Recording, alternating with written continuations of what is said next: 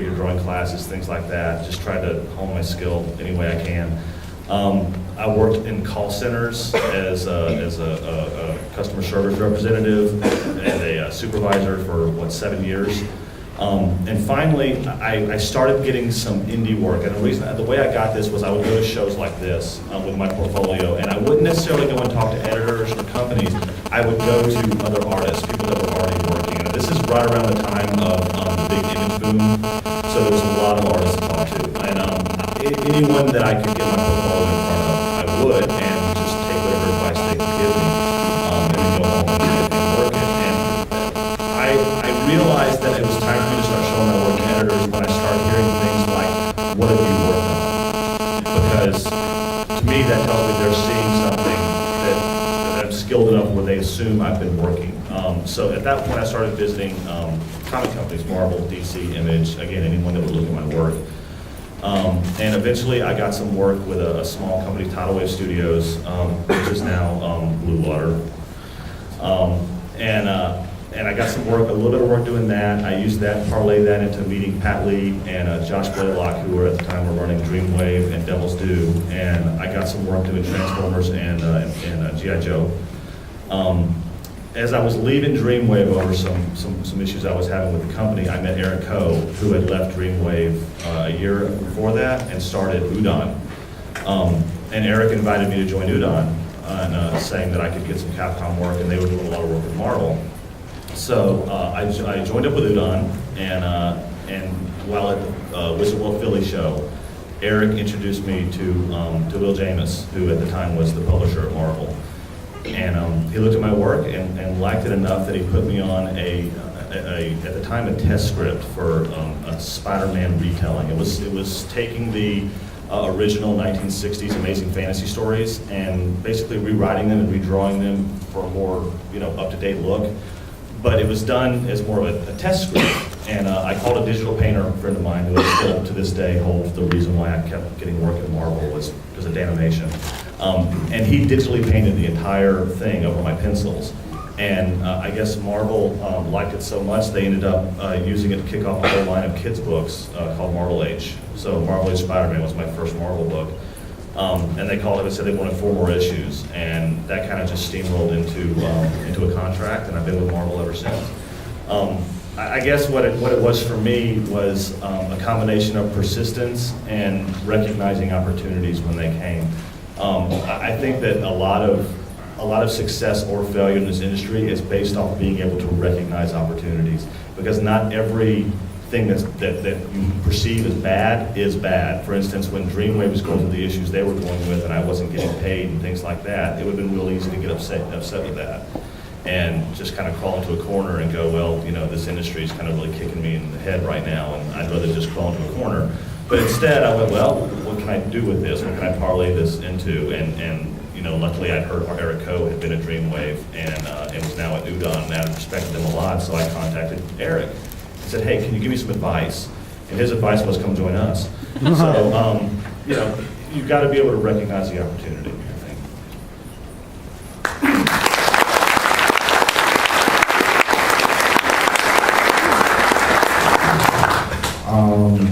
I've been drawing since I was a kid, as far as I can remember, before I was able to do my ABCs. I distinctly remember my daddy getting pissed off because when I was still in, say, letter F, and trying to write letter F, I keep, drawing on the side of the paper and stuff. So I've been drawing all my life, and I've been drawing, basically cartoon characters and animation, Transformers and Ghostbusters and stuff. The most pivotal part of my childhood was when I was walking the mall and I saw the stack of how to draw comics the Marvel way, and it was like $2 back then. But it was, that was like 1987, so it probably cost, it's probably worth $10 back then. But it was, when I first opened the book, it opened to like this huge face of this villain. And so my mom was like, "Don't buy that. It's a devil." I almost didn't get the book, so but then I convinced her, and it was the most important book I probably ever bought, because I drew over it, I slept with it, I was drawing with it for a good 3 years. Solid, no, actually, it's probably more. And it's, so, yeah, I love that book, and it helped me a lot. Right now, it's a bit dated because it used older tools and the details were that, and up to the current standards, but it's, you know, it has a great artist and a great writer. Stanley wrote it, I think, and John Buscema. And one of the rare books, because if you go to the bookstore, there are tons of how to draw comics by pencilers who don't have a comic book job. And that's one of the rare comic books that are, you know, really drawn by really, really good artists. And I kept drawing. I wasn't collecting comics back then because I didn't have that much, I guess, money or access to comic books during that time. I started, and Bruce Portasio, who Redworks and Kenny X-Men, right? Probably everyone knows him. He went to the Philippines and actually, promoted X-Men back then. This was pre-Image. He showed us stuff like the Jim Lee drawings of the huge X-Men thing, and he was doing it Kenny X-Force. And that really sparked it. That really gave me the idea that I could do this for a living. And after that, I sent some stuff to and then Image came in, and I started reading Wizard, reading stuff about how to break in and stuff. So I sent in samples to Amish Studios. That was Wildstorm back then, and I started sending stuff to Marvel, to DC, and to Dark Horse. And I got some favorable responses. At least they're not formal letters, they were actually from editors. So I kind of got the hint that I'm on the right track. And I also helped my parents to think because they were the ones who were giving me $30 to FedEx stuff. $30 in 1997 was still, a large amount of money, especially for, I didn't have a job. I was in high school or early college back then. So I was getting the favorable responses, but that was the time when the comic book industry was starting to slide down. So it wasn't as, they were at first very enthusiastic about it, and then I guess the editor was saying, oh, it's not a good time right now, and I've shown the work of Jim Lee. This was, I remember her name, Esad Ribic. She was, if you guys have seen the first ever reality show, was that from MTV? Real World. She was there. So she went to Real World, and I lost my contact over at Wildstorm. So I wasn't that.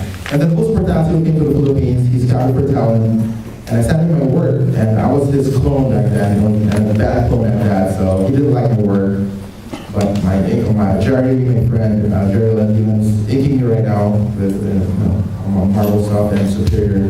He convinced Will to get to really try me and give me a chance. I did samples, and he took me in under his local studio, and we were supposed to do some work for Wildstorm.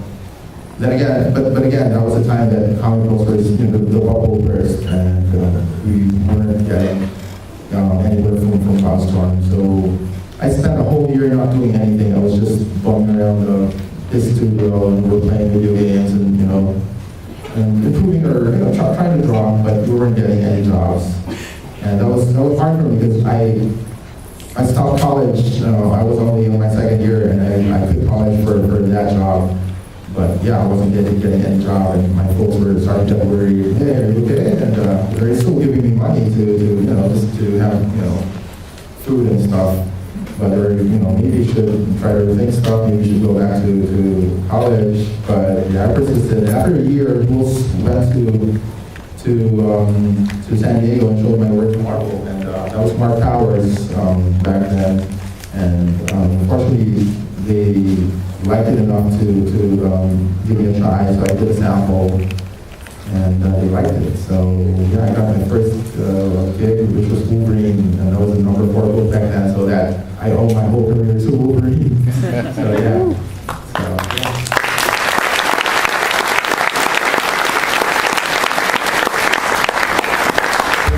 before I tell my story, anyone who wants to start queuing up the mic in the center to start asking questions, feel free.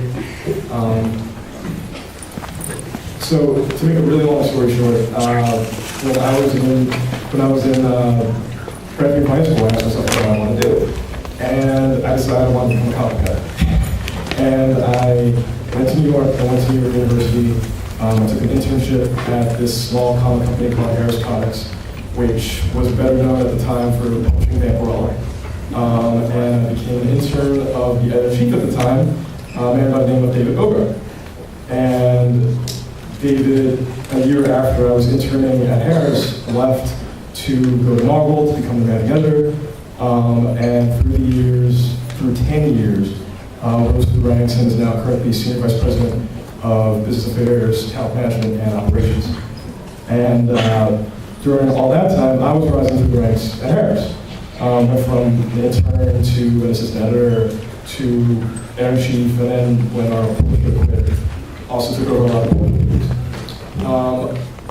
What was really interesting about running a small comic company was all the great talent, at least in my mind, was taken up by Marvel, DC, and Dark Horse already. So I had to look around really deeply to find the good talent that could also match up really well with Marvel and DC. And for whatever reason, I apparently was pretty good at it. And Marvel started stealing my talent. And when an opportunity came up in 2009, an opening on David's talent management team, I welcomed the chance to join the team and work side by side with David and Great CV, and the rest has been history. So before I get to questions, just to describe the protocol for portfolio reviews, there is a form you'll need to sign, a release form, that will need to come with every portfolio you drop off. So go to the Marvel booth, at the freebie table, they have a form for you, fill it out, include it with your portfolio, and give it to one of the people at the freebie table. And they'll put it in the box for me. I'll look through it tomorrow, and I'll put a list of who we're gonna, it can't be everybody because it's gonna be too many people, but basically, whoever we decide to sort of give portfolio reviews to, we'll put up that list by about 10:30 tomorrow morning. So the Friday, people who drop off today, they'll be reviewed tomorrow. Same thing for Saturday, people who drop off on Saturday will be reviewed on Sunday. Just to clarify, our portfolios, and everything needs to be a copy, Can't be originals. If you have them in like fancy binding or whatever, don't bother, you can take them out. All I need is paper. I just need sample paper. Put your name on each page too in case things fall apart. Yes. Please put your contact info, specifically your email address, on every single page. So let's begin. Hello. Hi, I'm Alexia. I wanted to be, well, I want to write comic books, whatever. But I wanted to know, what do you guys expect? I'm trying to apply for editorial internship, and I just wanted to know what you expect. Like, what are you looking for? It's sort of hard to answer. If anybody's interested in internship, Sarah Del Greco is the person to talk to at Marvel. Your email address is sdelgreco@marvel.com. Sarah would be happy to answer any questions on that. I'm not quite sure what to look for in the resumes, to be honest with you, but if you email Sarah, she can tell you. She'll actually be at the show for some of this weekend as well, so if you come to the booth, you can talk to Sarah directly. I'm sure she'd be happy to answer your questions. I just have one more. Have you guys ever actually had like a black woman as an editor-in-chief at Marvel? Ever? As editor-in-chief? No. No. You want to be first, I guess, Oh right? yeah.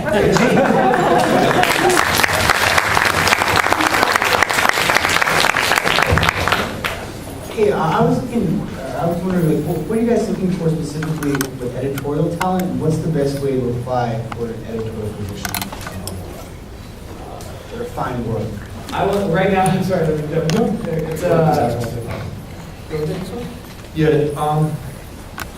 It's tough. We have, on many occasions, hired internally, meaning interns that work in the office who distinguish themselves by being very useful, smart, being able to dive for the ball, so to speak. But as a practice, we like to cast a wider net. I think that what you need to know is you can get in comics, you can come in at an assistant editor level. You can probably spend about 9 to 11 months just learning the job, making mistakes along the way. I think that it's useful if you've got some art in your background.